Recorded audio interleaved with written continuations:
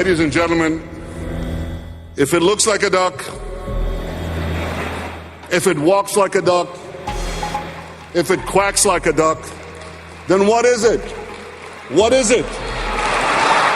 That's right. It's a duck, but this duck is a nuclear duck. Years ago, Prime Minister Benjamin Netanyahu delivered this much-quoted speech at AIPAC, warning against nuclear duck Iran and the U.S. plans for a nuclear deal. Fast forward 11 years, and this week we hear reports that the United States is now looking for a less-for-less deal to stave off that Iranian duck's final launch.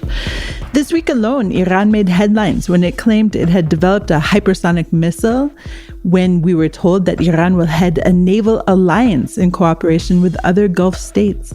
And we also heard that Iran is set to reopen its embassy in Saudi Arabia. There are new truces in the region and a re-embrace of Syria in the Arab League. And that's just the beginning. There's been an uptick in attacks coming at U.S. forces in Syria from Iraq in recent months, very significant in my opinion. And together with that, the ongoing maritime contest between Iranian attempts at harassing shipping coming through the Straits of Hormuz and the attempt by the United States and allied navies to prevent that. It's all pretty much under the same heading of a heating up, I would say, of Iran's confrontation with its enemies in the region. That's Dr. Jonathan Spire, the Director of Research at the Middle East Forum and editor of Middle East Quarterly. Today, a freelance security analyst for Jane's Information Group and a columnist at the Jerusalem Post, he's also an on-the-ground journalist who has entered Syria, Lebanon, and Iraq numerous times.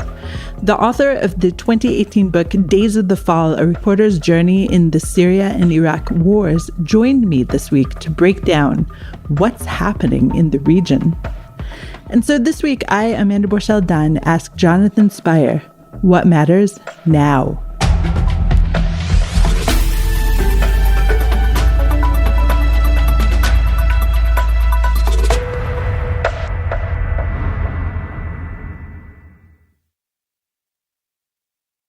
Jonathan, thank you so much for joining me here today in Jerusalem's Nomi Studios.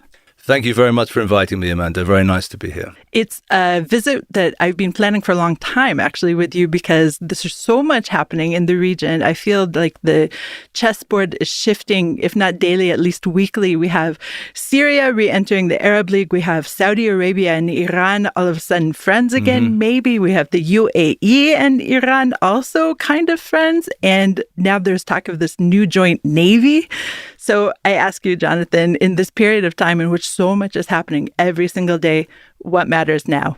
Yeah, to me, what matters now pretty much all comes under the Iran file heading. I would say a very interesting article in the Washington Post a couple of days ago, revealing information regarding plans by the Iranians in cooperation with the Syrian regime to carry out attacks on U.S. forces inside Syria. There's been an uptick in attacks coming at U.S. forces in Syria from Iraq in recent months, very significant in my opinion. And together with that, the ongoing maritime contest between Iranian attempts at harassing shipping coming through the Straits of Hormuz and the attempt by the United States and allied navies to prevent that. It's all pretty much under the same heading of a heating up, I would say, of Iran's confrontation with its enemies in the region. Right. So if Iran is on one side of the chessboard, if we can call it that, who is on the other side at this point? Yeah, that's the key question in a way, because whereas we used to be keen on, certainly in this country, keen on sort of positing the emergence of a crystallizing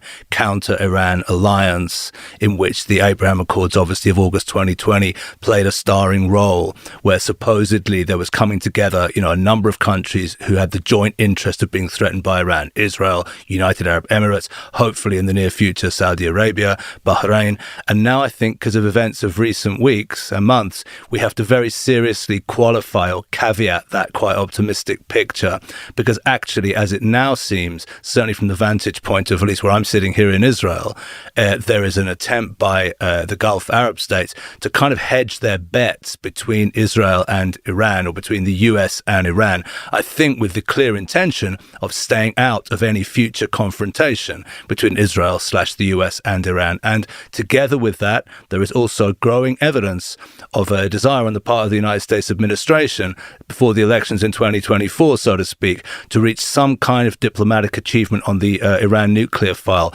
whereby a kind of less for less partial deal would be carried out with the Iranians receiving sanctions relief and money in return for keeping their enrichment to the current 60%. All of that is counter to Israel's desires and interests, which means that if all that goes ahead, then kind of unfortunately what we have is an emergent picture in which Israel will find itself increasingly alone against Iran. Now, Israel has many, many capabilities of its own, so that's not a reason to hit the panic button, so to speak. But that is, I think, an emergent and very interesting and significant reality.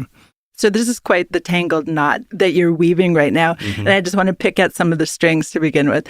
First of all, the re-embrace of Syria just had my eyebrows way up into my hairline because we're talking about a dictator who killed 500,000 of his own countrymen. We're talking about 6 million refugees from his country. We're talking about, horrible poison gas attacks on him. And now he's again part of the Arab League. But does that mean that essentially Iran is part of the Arab League? Well, I do think that, yes, the return of Syria to the Arab mainstream and obviously the recent welcoming of President Bashar Assad, as we must now, I guess, begin to get used to calling him again, at the Arab League summit in Jeddah in Saudi Arabia, is evidence of a general rejigging of the situation. And I do think the return of Syria is downstream from the return of Iran to normal diplomatic relations with UAE and with Saudi Arabia. The return of Syria happens downstream from that. That's to say, it's hard to imagine it happening without that happening beforehand, because Assad's Syria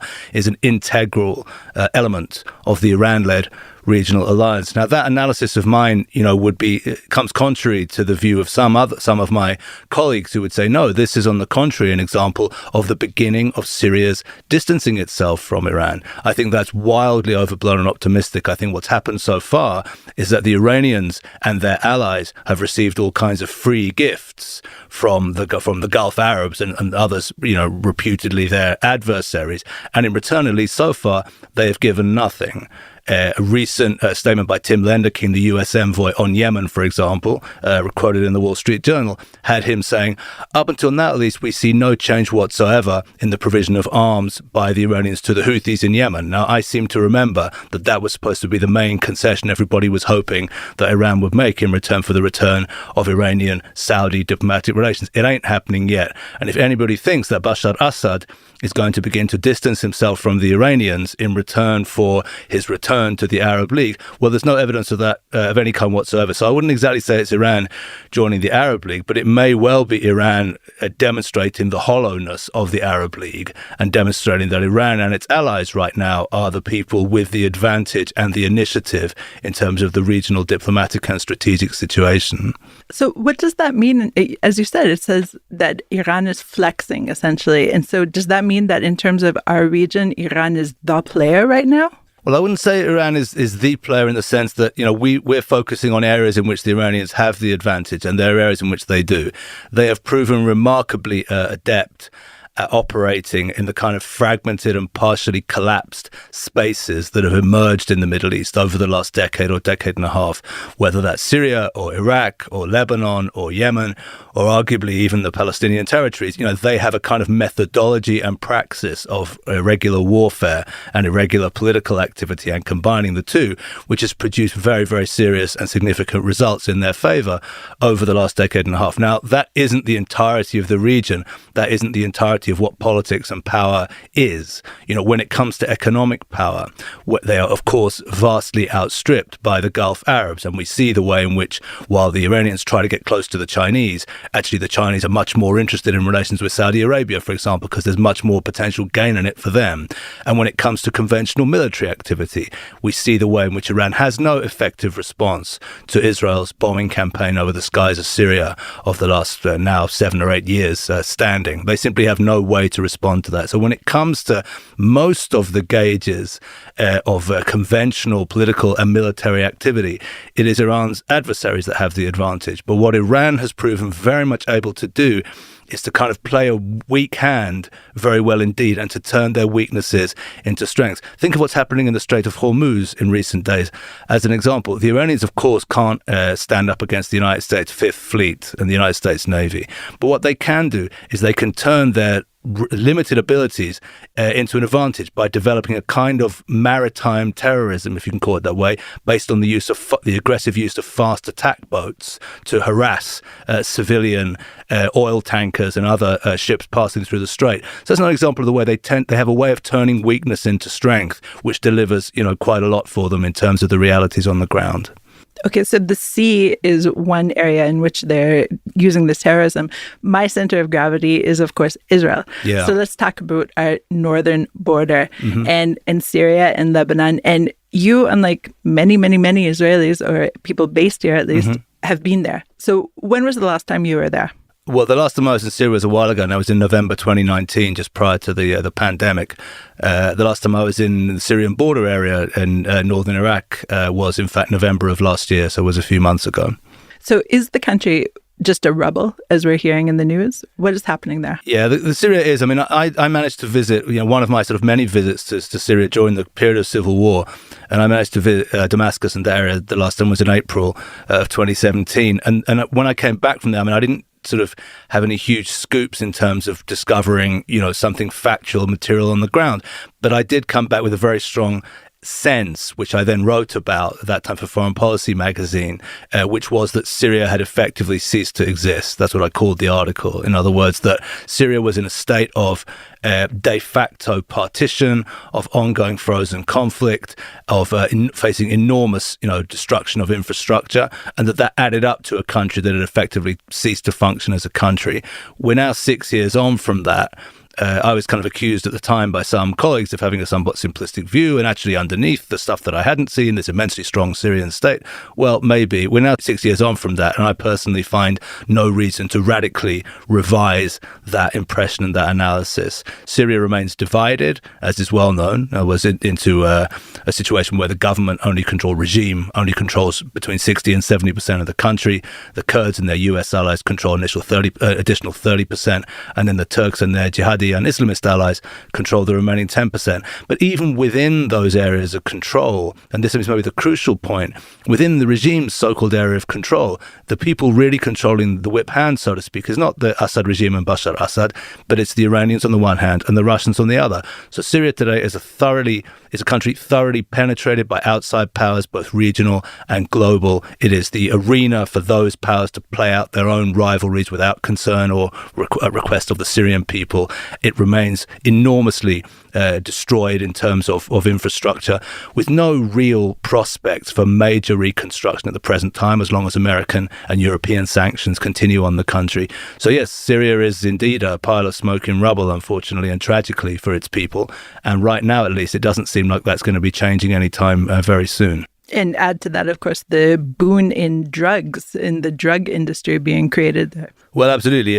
Syria, the regime at least, has now emerged as maybe the region's first narco state. Frankly, it is now, the estimate is that Assad's Syria, in cooperation, by the way, with Lebanese Hezbollah as a key partner in this, is now responsible for, I think the figure given is 80% of the world's Captagon trade. It's deeply addictive drug, which is making its way down via Jordan down into the Gulf. So this is proven to be, a remarkably useful tool for the regime, not only economically, by the way, but I think also diplomatically. That's to say, I think it's a fair assessment to make that one of the reasons why Saudi Arabia and UAE was so keen to renew relations with the Assad regime, because they thought that would be a way in which they could then request, so to speak, that Assad begin to change, to affect the flow of Captagon down into the Gulf. So this is an example not only of a regime using narcotics to provide revenue for itself, but also leveraging narcotics as a kind of diplomatic tool of pressure. It's all very bad stuff, and it's really not what you want to be happening, so to speak, in the neighborhood in which you are resident. But that's the situation. So yes, Syria and Lebanese Hezbollah, of course, has long made use of the international trade in narcotics as a source of revenue, and this is well documented. And today, Assad's Syria has joined it as a very, very major partner in that enterprise. Talk about the Hamas units that are now in Lebanon as well. Yeah, well, I think this is very, very significant. I mean, you'll remember that in April, there was this volley of 34 rockets and missiles fired from southern Lebanon in the direction of Israel. And at the time, at least, we were told that this, the initial kind of assessment given, or at least message given by the Israeli system, was that this appeared to have been carried out without the knowledge of Hezbollah. And that was something which kind of caused, many of us to kind of raise an eyebrow, so to speak, because it just didn't seem very feasible. I'm somebody who spent a little bit of time in South Lebanon, not only as a soldier, I've also spent time there as a soldier, but also as a journalist, traveling around that area. And, it really is, without exaggeration, one of the most locked down areas on the planet, at least which I've experienced. Hezbollah, even the visible presence of Hezbollah's infrastructure is everywhere south of the Litani. And that's without mentioning the invisible structure, no less potent, which is surely surrounding that. So the notion that anybody could kind of get in there and fire not one stray rocket, which is maybe just about credible, but a whole salvo of rockets and missiles without anybody knowing who they are and without the permission of the Hezbollah power in the area, is simply not serious. As far as I'm aware, the system has kind of walked that initial assessment back in recent weeks or subsequent weeks. I think we can conclude that this was Hamas, and if it was Hamas, it was Hamas operating with the permission of Hezbollah. And this is very significant indeed, because one of the most famous or popular slogans of Hezbollah and its leaders and its mouthpieces and other mouthpieces of the Iran-led regional bloc is the notion of the unification of the fronts or unification of the arenas, which is meant to mean that rather than one or other element of the so-called resistance axis operating against Israel at any given time, rather they will coordinate their activities so that action in Jerusalem will lead to reaction from Gaza, as we saw, for example, in the Ramadan of 2021, or as we've just seen in April, action against Islamic Jihad in Gaza will lead to action coming from Hamas out of southern Lebanon. So these were evidence that long-standing slogan was starting to be put into practice in quite a worrying way. If we think of the Megiddo incident also in March, where a terrorist came down from Hezbollah-controlled South Lebanon carrying an IED, a weapon not usually seen in the West Bank with the intention of carrying out a major attack, was neutralized before he could do so. But the fact that Hezbollah had clearly either dispatched him or allowed him to be dispatched from southern Lebanon was very significant indeed. There's a sense in which there was a growing mood of confidence on the part of the Iran-led regional bloc. And it was a growing mood, of course, of misplaced confidence. They were looking at the demonstrations in Israel. And by the way, lots and lots of media coverage in pro-Iran media about the demonstrations in Israel, all of which not seeing it as what it actually was, at least in my opinion, an example of the strength of Israeli civil society, but rather seeing it as evidence of Israel's artificiality and fragility and weakness, putting that together with the growing confidence of some of the fighters in the northern West Bank and other indications, and the sense they may well be heading towards a fall, because they may well be heading towards testing Israel's resolution and strength. And Israel is, of course, much stronger than they are, even in the combination of them. But Israel does not want to have to prove that. Israel would prefer to maintain deterrence. And there was a sense that deterrence was getting dangerously thin, so to speak, and that we were heading towards some form of testing of strength. I would say we're to some degree still in that mode, even though we managed to get through Ramadan this year without any major flare-ups. I think we're still to some degree in that mode. And I think also Israel's pattern of activity in a number of arenas confirms that.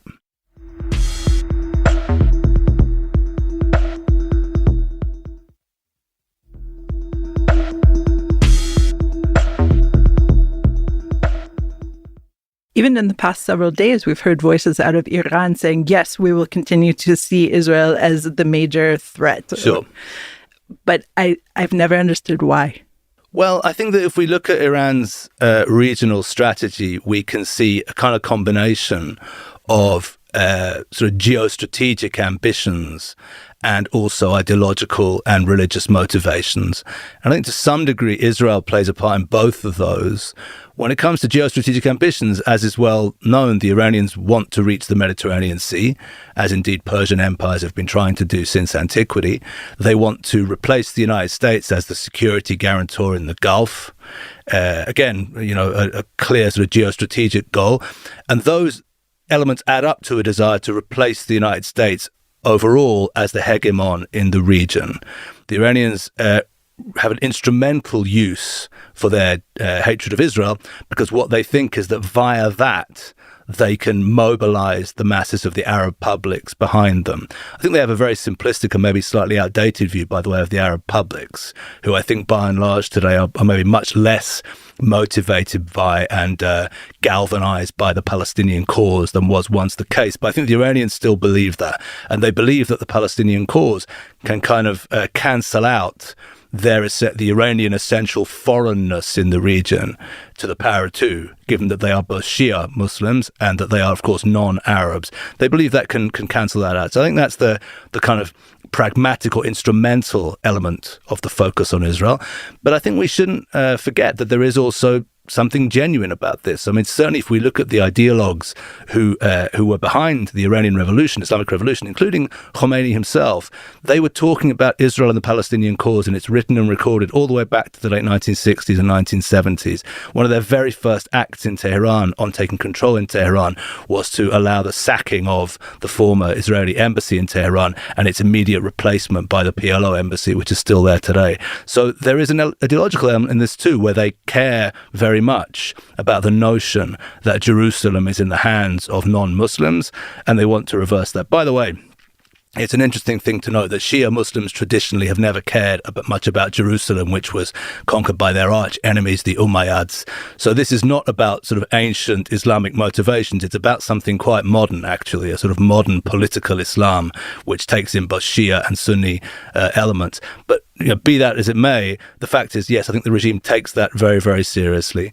So, there's both pragmatic elements to this, but there's also, I think, very heartfelt ones. And the last thing to put in mind is the kind of eschatological religious element, which I'm afraid we can't entirely dismiss, the notion of the hidden imam and the kind of process that has to take place to make the Imam Mahdi reveal himself, and then the notion, oft repeated in Iranian and pro-Iranian literature, of Israel and the Jews identified as what they call the Dajjal, which is the kind of this demonic adversary figure to the Imam Mahdi, with whom the Imam Mahdi will fight a huge and climactic battle on his return in a kind of end time scenario. So we shouldn't forget that also, I'm afraid, even though it may seem kind of slightly weird to us when we're looking for the roots of the Iranian focus on Israel, which absolutely is a very real thing, and we see evidence of it daily. So that brings us to the nuclear option, if we're already talking about ends of days scenario. Yeah.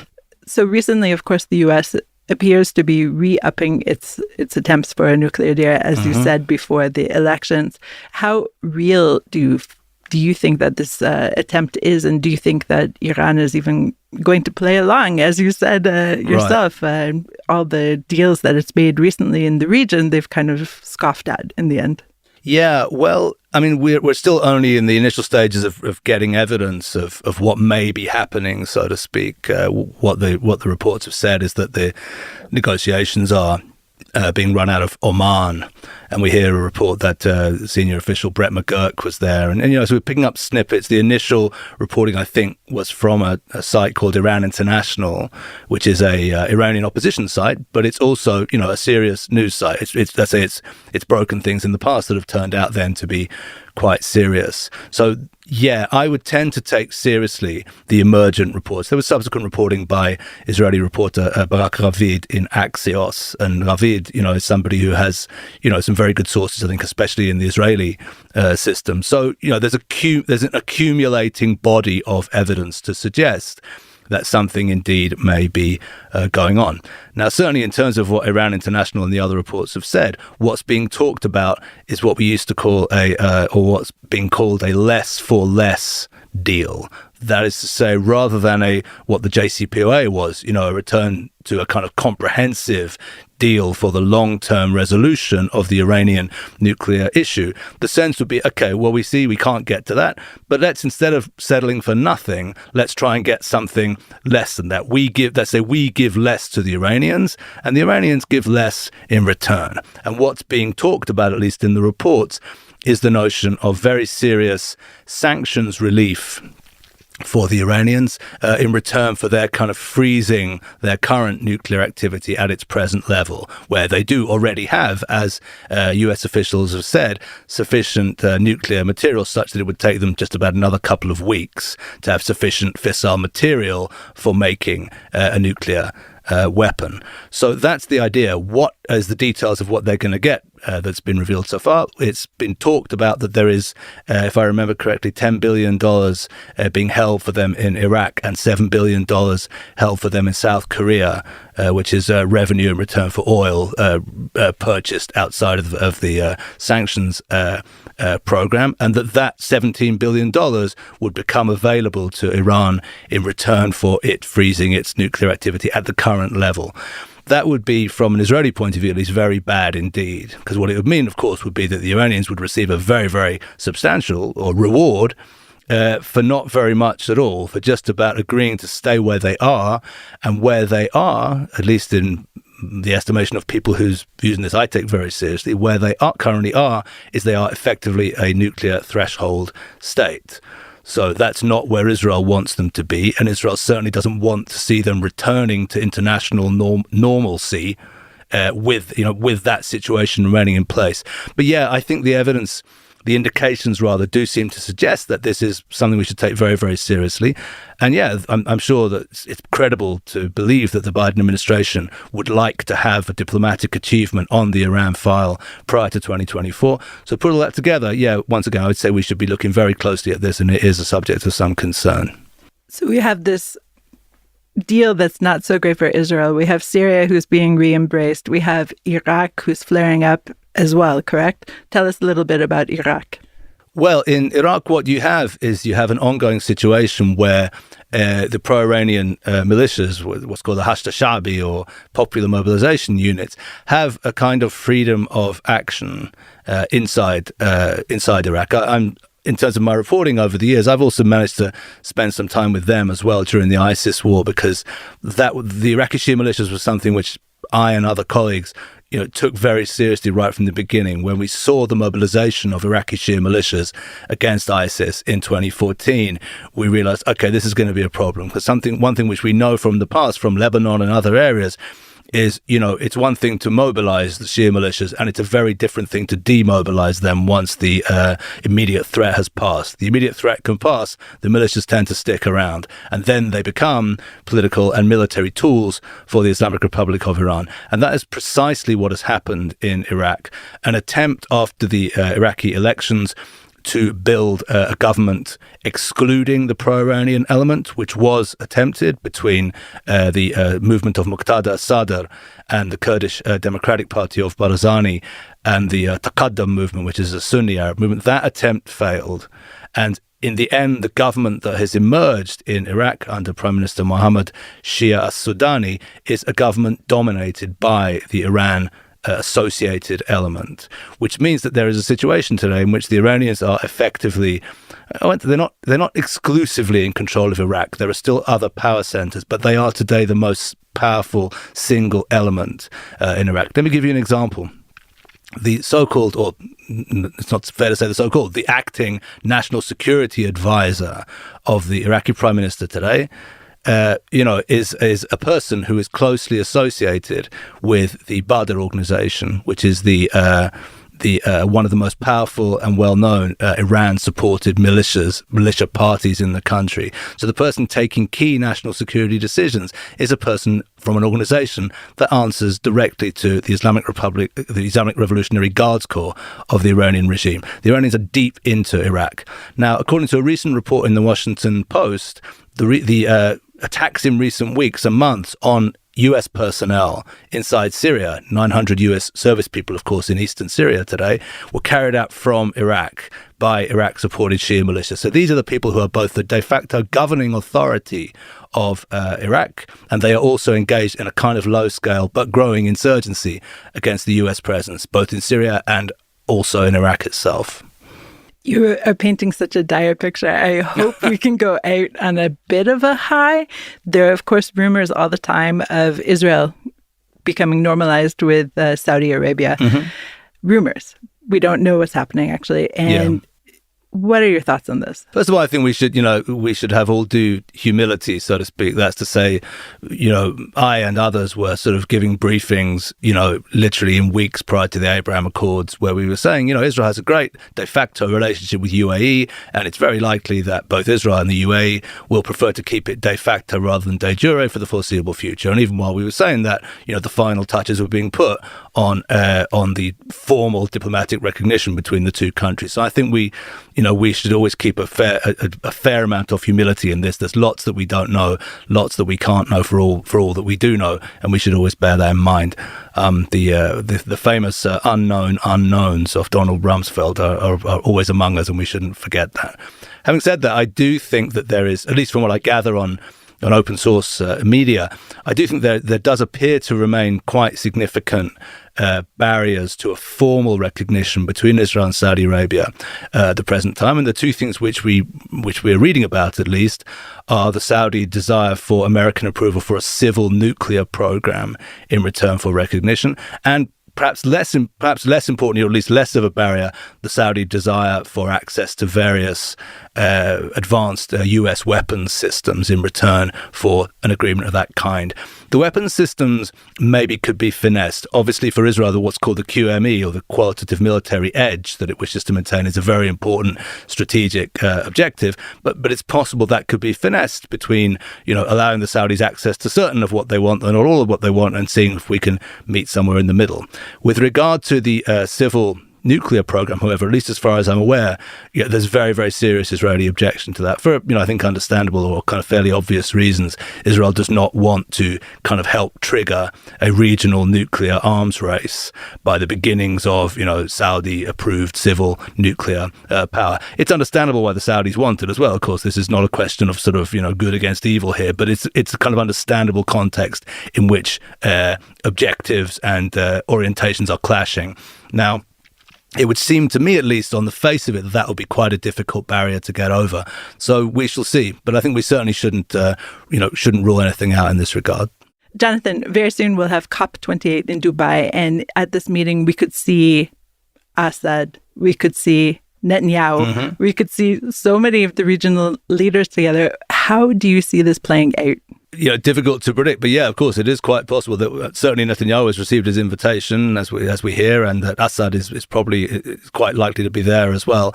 It stands, I suppose, to be a demonstration of the kind of quite strange and emergent new regional picture that we've been discussing, and quite fluid regional picture that we've been discussing, in which the UAE simultaneously is a kind of, a growing partner for Israel in all kinds of areas. And of course, we could talk about the burgeoning trade relationship since 2020, since we don't want to always only be talking about gloomy and dire stuff. That's something which has been a really notable success. And Netanyahu's presence there is relevant to that. And especially given the fact that there has been concern coming out of UAE with regard to the complexion of the current Israeli government, and as a result, a certain sense of a cooling in relations in recent months.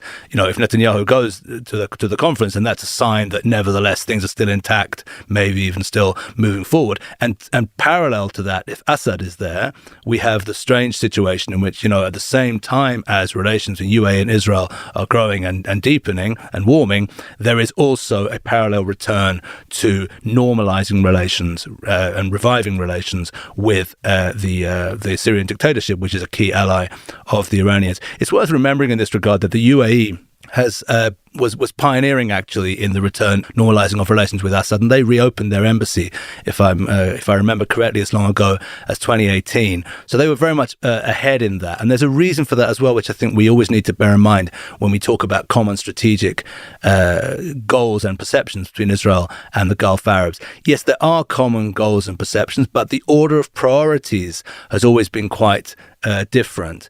Israel, of course, places Iran and the Shia Islamist threat, so to speak, at absolutely number one, and the Iranian nuclear file as the top of the agenda without any question. For the Emiratis, by contrast, there was always a little bit more of a focus on Sunni political Islam, on the Muslim Brotherhood and the Sunni Islamist threat, because of course for them, in a certain way, that's a maybe more tangible threat than the Iranians, or at least no less tangible. So there was always a difference in that prioritizing, and from that point of view, the return of Syria to normal relations with UAE becomes a bit more comprehensible. Because, of course, from one point of view, I say this with hesitation and as somebody who witnessed some of the worst acts of the Assad regime quite close up during the war. But from one point of view, Assad can be seen as somebody who faced a largely Sunni Islamist insurgency and managed to hold out against it. This certainly is the way that he's seen in Cairo also by the Egyptian government. And I think to a great extent the UAE maybe share part of that perception. So that's one of the reasons and explanations also for their willingness to sort of get out in front in normalizing with Assad. They just see the region not quite in the way we do, in a similar way, but not quite in the same way. Jonathan, I thank you so much for allowing me to pick at the tangled web that this region weaves so easily. And I really appreciate your perspective. Most welcome. And thanks again for inviting me, Amanda. Pleasure.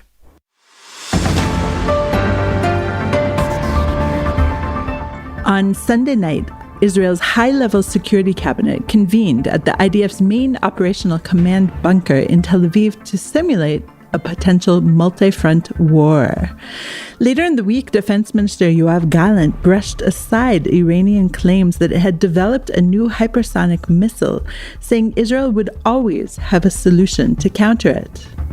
Hopefully, even against a missile that Iran claims can penetrate all of Israel's defenses in a mere 400 seconds. A special thanks to diplomatic correspondent Laser Behrman for helping me prepare for this conversation. This episode was recorded at Nomi Studios in Jerusalem. What Matters Now is produced and edited by the Podwaves. Have a comment about this or other episodes of What Matters Now? Email us at podcast@timesofisrael.com. Look for more What Matters Now episodes and subscribe wherever you find your podcasts. Until next week, shalom.